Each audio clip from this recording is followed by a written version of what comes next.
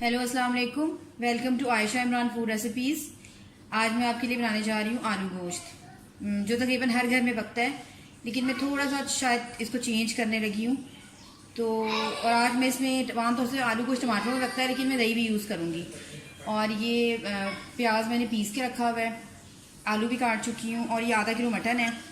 और इसके मसाले हैं आधी चम्मच तकरीबन गरम मसाला, 1 चम्मच ज़ीरा, 1 चम्मच साबुत धनिया पिसा हुआ, हल्दी अक्सर लोग नहीं डालते आलू गोश्त में, लेकिन मैं थोड़ी सी डालूंगी, और नमक और हरी मिर्च का पेस्ट और अदरक लहसुन का पेस्ट, और एंड में गार्निशिंग के लिए आप कह सकते हैं कि धनिया हरी मिर्चें। और ये सब हरी मिर्चें मैं काटूंगी नहीं, ऐसे ही डालूंगी, क्योंकि मैं पहले ही पिसी हुई सब्ज़ मिर्च डाल रही हूँ। और मैं आपको बताती हूँ क्या करना है इसमें। ये करूँगी कि ये दही जो है, मैं जो मसाले हैं उनको पहले ही दही में डाल दूंगी, ताकि ये सब मसाले पहले ही दही में जाएंगे, ताकि दही उनको पूरी तरह से अपने अंदर इन्हेंस कर ले।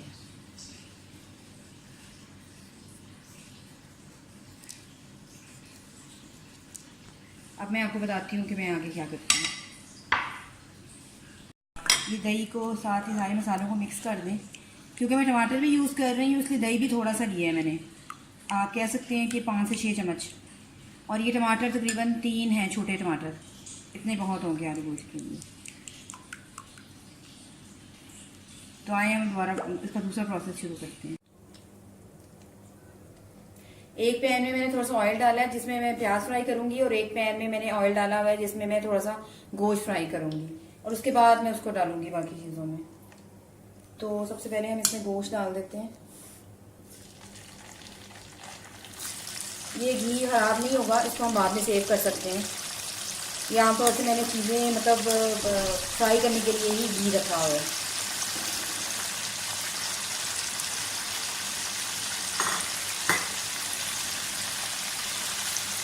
इसमें प्याज डालें,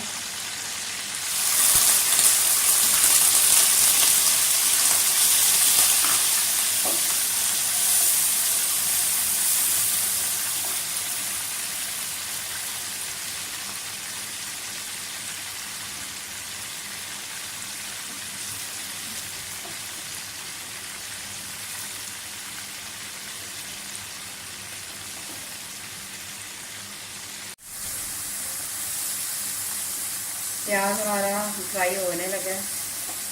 थोड़ा सा ये पिंक पिंक होना शुरू हो जाएगा, तो फिर हम इसमें इधर हमारा गोश्त फ्राई हो रहा है। गोश्त फ्राई होने का एक मकसद ये भी होता है कि गोश्त में जो थोड़ी बहुत हीक होती है, कब किसी लोगों को महसूस, वो ख़त्म हो जाती है, और इसमें एक क्रिस्पी बना जाता है, और जायका बहुत अच्छा लगता है। इसके अलावा फिर बाद में ये गलने में भी आसानी हो जाएगी। आमतौर से मैं आलू गोश्त प्रेशर में बनाती हूँ, प्रेशर कुकर में, लेकिन क्योंकि फ्राई होगा तो जल्दी गलेगा।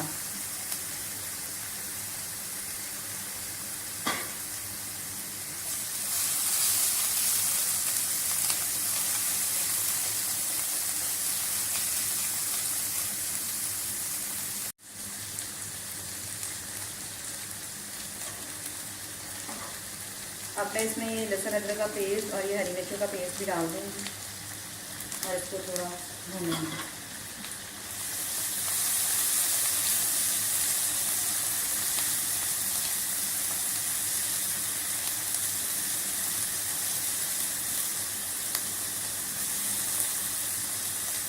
आग दरमियानी रखें, एकदम जलना नहीं चाहिए मसाला।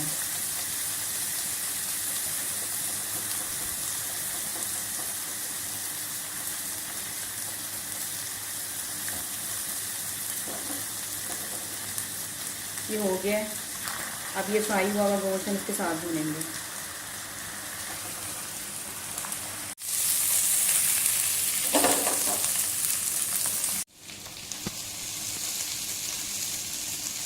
अब हम इसमें ये दही का मसाला डाल देंगे।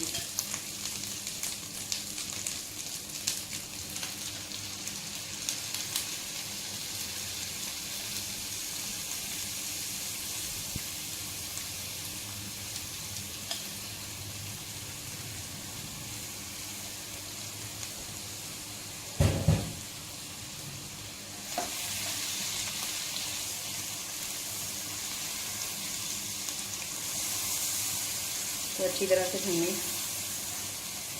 2 मिनट भून के साथ ही हम इसको आलू डाल देंगे और टमाटर भी डाल देंगे।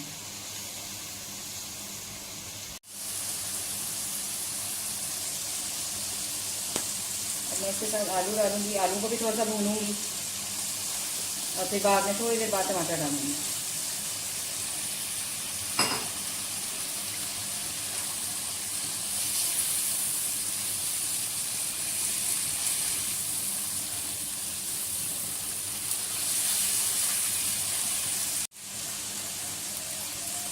अब टमाटर भी डालें इसमें।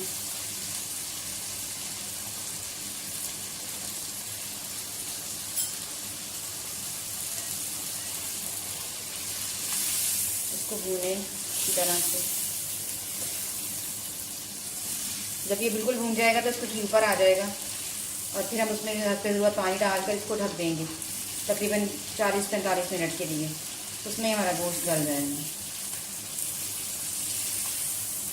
अभी इसको भूनना है।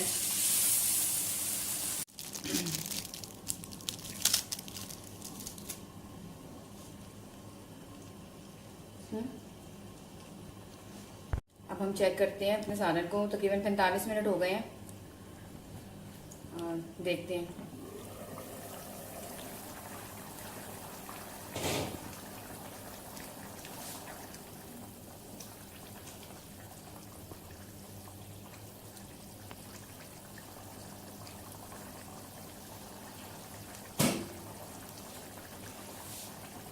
इसका बोटी चेक करते हैं, हो गई है। हाँ जी, ये गल गई हुई है अच्छी तरह से। आमतौर से इसमें गरम मसाला एंड पे डाला जाता है, लेकिन मैंने पहले ही डाल दिया है, इससे कोई ख़ास फ़र्क नहीं पड़ता।